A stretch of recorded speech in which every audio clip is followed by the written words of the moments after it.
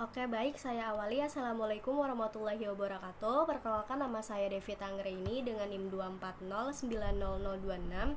Mohon maaf, di sini saya bikin video tag ulang lagi dikarenakan video sebelumnya ternyata saya lupa untuk menyalakan mikrofonnya. Jadi otomatis suara yang saya udah jelasin dari awal itu tidak ada suaranya.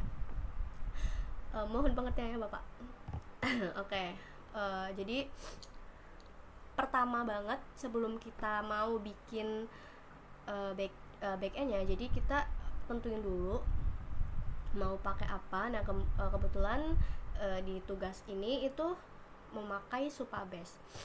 Kita langsung aja masuk ke Supabase-nya. Nah, di sini aku udah bikin sebuah project yang namanya BI InfoFest. Nah, nanti di sini itu akan menampung semua data-data yang sudah dibuat lewat ini. Kemudian kita langsung masuk ke bagian backend-nya. Nah, pertama yaitu kita bikin file yang namanya index.ts. Nah, di dalam index.ts ini yaitu nantinya akan merunning server untuk localhost port berapa kayak gitu. Jadi nanti akan di sini kan kebetulan transportnya kan 3000. Nanti di sini akan sesuaikan dengan port yang sudah ditulis seperti itu. Nah, kemudian kita bikin skema prismanya. Nah, karena skema prismanya itu modelnya ada 3, jadi kita bikin 3 model. Yang pertama ada model kategori. Nah, di dalam model kategori ini ada ID, tentu tipenya string integer. Terus defaultnya tuh auto increment gitu. Kemudian ada name-nya yaitu string, terus create at-nya itu now. Jadi kalau misalkan kita nge-create di jam itu juga, di detik itu juga, di hari itu juga, di tahun itu juga, nanti otomatis outputnya yaitu untuk create at-nya itu sesuai kayak gitu. Kemudian ada event. Nah, ini tuh supaya nantinya si kategori ini akan relasi ke model events kayak gitu. Kemudian ada model speaker. Nah, di sini ada ID-nya yaitu integer seperti biasa, auto increment. Kemudian ada name-nya string, terus role-nya juga string, image-nya juga string. Nah, create-nya juga sama now. Kemudian ini juga sama, nanti speaker ini akan masuk ke event ini kayak gitu. Terus ada model event. Nah, di sini model event seperti biasa, ID-nya integer, auto increment juga. Kemudian name-nya yaitu string, terus lokasinya juga string, terus date event-nya date time. Kemudian untuk description-nya juga string, create at-nya date time now. Kemudian di sini kategori ID-nya integer. Kategori ID itu yang nantinya masuk ke dari kategori ini ya. Kemudian ada speaker ID juga, terus kategori. Nah, di sini untuk merelasikan bahwa nantinya si kategori dan speaker ini akan masuk ke si event ini. Nah, kemudian kalau sudah, nah di sini .env. Nah, di .env ini gunanya untuk apa sih? Gunanya supaya nantinya database-nya itu bisa jalan juga.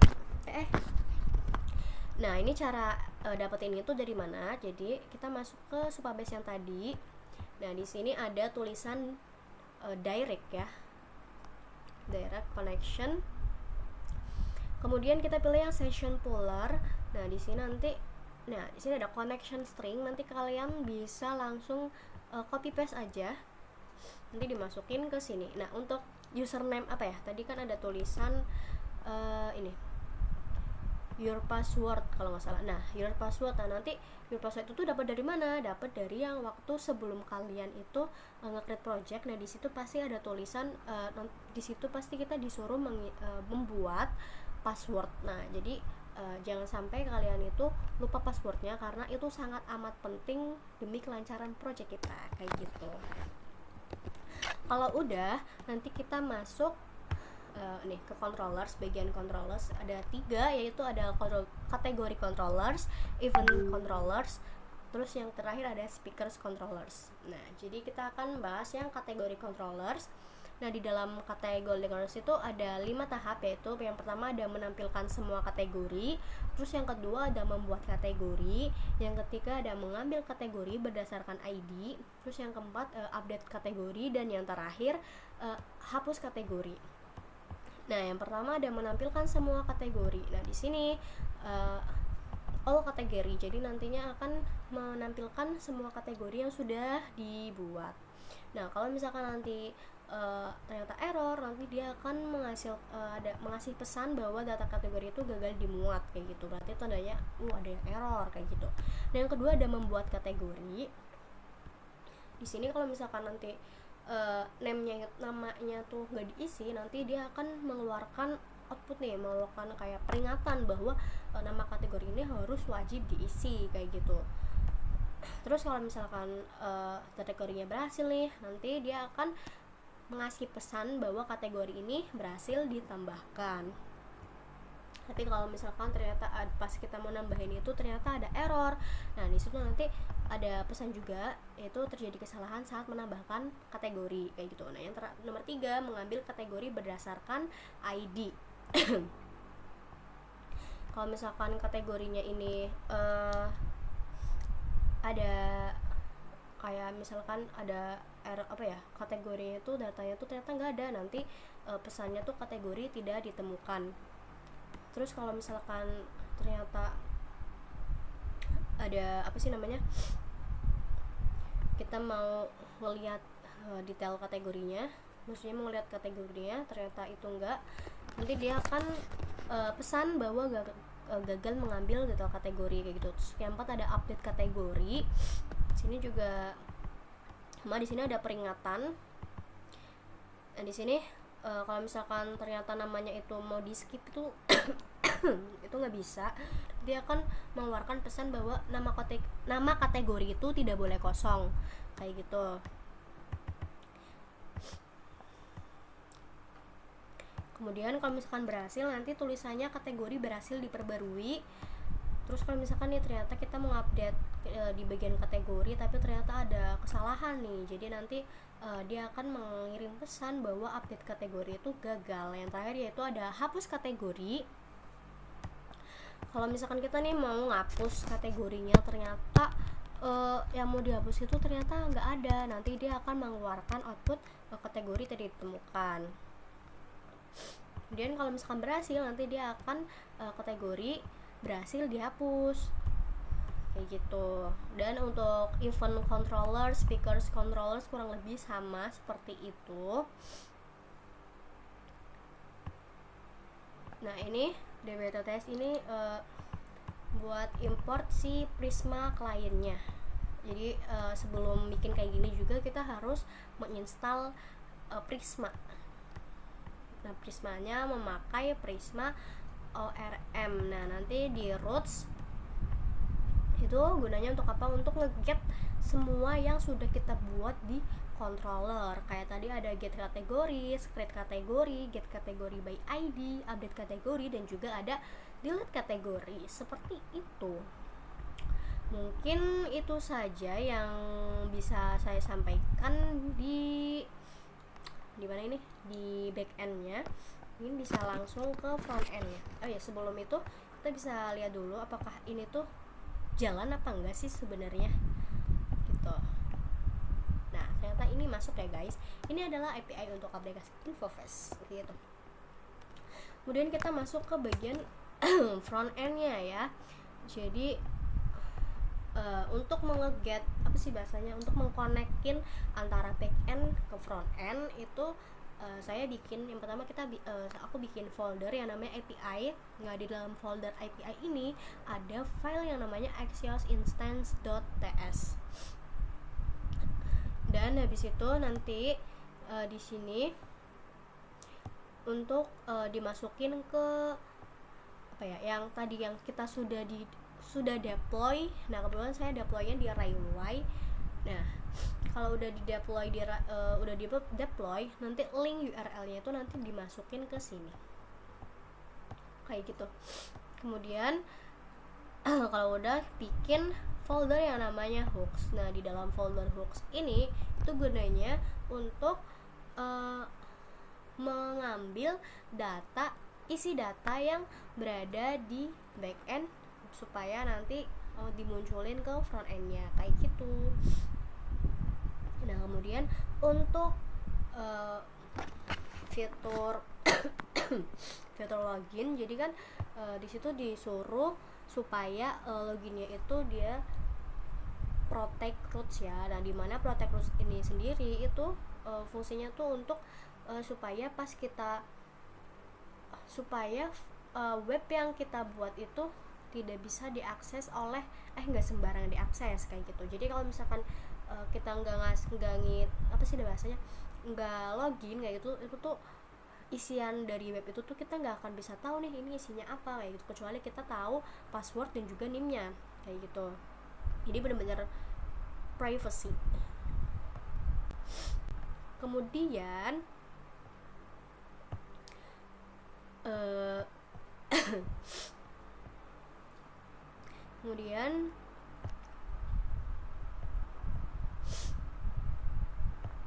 di sini untuk dashboard layoutnya, karena kan ini kanan kiri, jadi di kanan ini untuk login dan juga untuk register, terus di samping itu kayak ada gambar kayak gitu.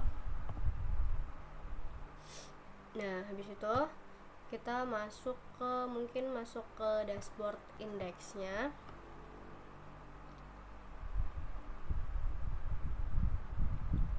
Itu import get events, get speaker, get categories. Nah, di sini dashboardnya itu bertuliskan selamat datang kembali Devita kayak gitu. Oke, di login form kita masuk ke login form. Yang di dalam login form ini pertama kita bikin skema pakai Zot. Jadi skemanya itu kayak email tuh harus wajib diisi, kemudian minimal tuh 8 karakter. Kemudian untuk emailnya itu password, nama emailnya yaitu devita@gmail.com dan passwordnya itu 2409026 sesuai NIM aku gitu. Kemudian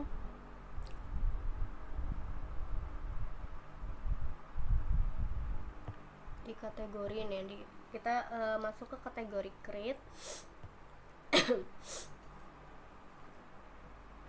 Jadi di sini panggil hook mutasi, kemudian kirim payload objeknya. Habis itu ini untuk tombol aksinya kayak cancel kayak gitu. Nah, di sini kategori indeksnya.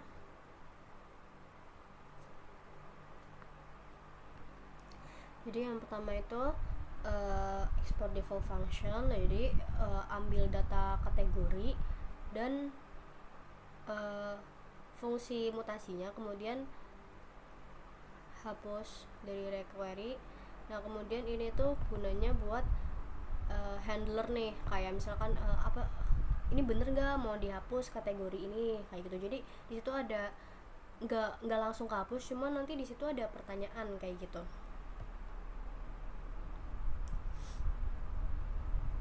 Terus kalau misalkan nantinya error, nanti dia akan ngasih message gagal mengambil data kategori dari server. Kalau misalkan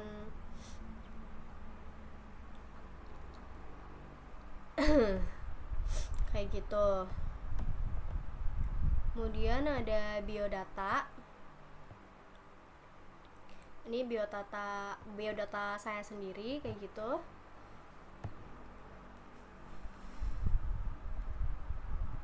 Mungkin kita bisa langsung masuk ke demonstrasi aplikasinya. ini kita harus login terlebih dahulu, jadi nggak bisa langsung kayak masuk ke ke EMS nya tuh nggak bisa. Jadi sesuai tadi Devita Anggraini, terus passwordnya 24090026 dan klik login. Oke, login berhasil. Nah, di dashboard ini itu nanti dia akan menyesuaikan total-total yang ada di data yang sudah dimasukin gitu. Kebetulan di total events ada 1, total speakers ada 2, dan total guests ada 3. Kita masuk kategori. Ini kategori 6 ada seminar, competition, dan juga workshop. Nah, di sebenarnya di sini juga ID-nya ada ID 2, 3, ini tuh auto increment, jadi dia nanti akan otomatis membuatkannya kayak gitu. Jadi ini misalkan kita mau masukin kategori baru, misalkan talk show, tunggu add, kemudian ya data kategori itu berhasil disimpan. Nah, misalkan kita mau edit nih di bagian sini. Nah, misalkan talk show W-nya 3 ya. Setelah save change, terus nanti dia akan load saving, kemudian ada message bahwa kategori ini berhasil diperbarui menjadi talk show W-nya 3. Kemudian delete. Apakah kamu yakin mau masuk kategori talk show? Oke. Jadi dia nggak langsung menghapus kayak gitu. Jadi dia ada verifikasinya terlebih dahulu, kayak ini bener nggak nih mau dihapus kayak gitu. Udah biasa semua. Kemudian kita masuk ke event. Nah, di sini ada event name, kategori, speaker, date, location, sama actions. Contoh kita add new event. Misalkan nama eventnya itu apa ya? Nama eventnya tuh misalkan berita deh. Nggak ada berita. Nggak ada ya? Tadi pasti nggak ada. Bahasa Indonesia contoh aja. Terus kategorinya misalkan competition gitu. Terus pembicaranya siapa nih kira-kira? Ada 2, Asda sama Devita Imuk. Misalkan pembicara Devita Imuk, misalkan date-nya itu tanggal 20 deh, tanggal 20, lokasinya di Univ Harakat. Deskripsinya ngarang aja ya, ser gitu. Terus add.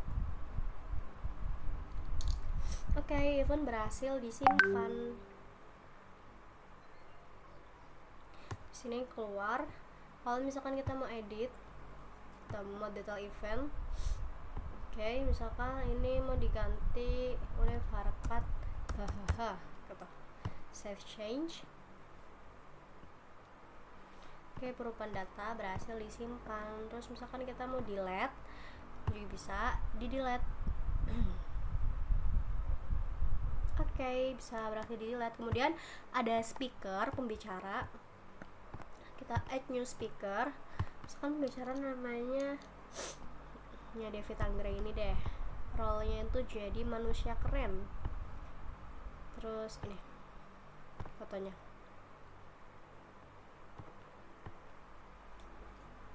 Oke, terus kita edit.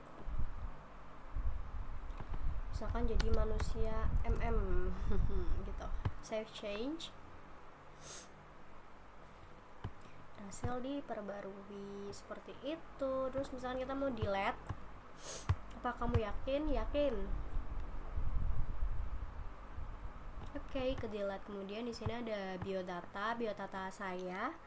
Kebetulan mohon maaf banget karena waktunya mepet, jadi belum sempat mengganti foto ini, foto unflash ini yang aku ambil random. Jadi foto saya kayak gitu. Terus bisa logout. Oke. Mungkin itu saja yang bisa saya sampaikan. Kurang lebihnya mohon maaf. Saya akhiri. Wassalamualaikum warahmatullahi wabarakatuh. Dan mohon maaf banget karena videonya agak ada kesalahan karena tidak ada suaranya. Makasih.